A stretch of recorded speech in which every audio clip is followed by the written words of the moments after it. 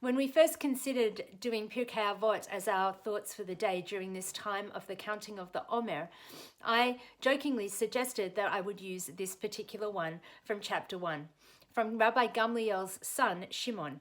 He says, "All my life I have been raised in the company of the wise, and I have found nothing better for the body than silence." And I thought then I would leave the rest of the thought for the day to be silence for all of you. But after a while, I started to consider this particular passage and to realize the wisdom contained in it.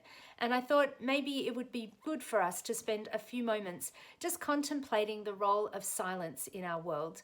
We know that God created the world with words and with speech. But the tradition and the Kabbalists tell us that those few moments before God began to speak and to create the world, there was a pure silence. And it was only when God retreated slightly into that silence that the world was able to be created. And I think that's the essence of what Rabbi Shimon is teaching us.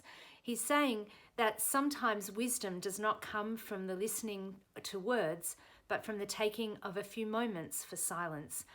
There is also a teaching that says everything else in the world was created with noise and with words and with sound, but the soul of a human being was not created that way. The soul of a human being comes from the silence, and perhaps we crave that silence still. There's a part within us that needs those moments of quiet, of reflection, time to think, time to contemplate, and time perhaps just to sit and to be.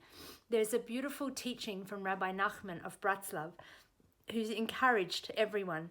Find a day for yourself, better yet, late at night. Go into the forest or the field, lock yourself in a room. You will meet solitude there. There you will be able to listen attentively to the noise of the wind, to birds singing, to see wonderful nature, and to notice yourself in it. And then come back to harmonic connection with the world and with its creator. There's a recognition that sometimes we need to retreat. We need to find moments of silence in order to go back into the world and be all that we can be. So I hope that in these next days, you'll find some time for silence, some time for contemplation and reflection.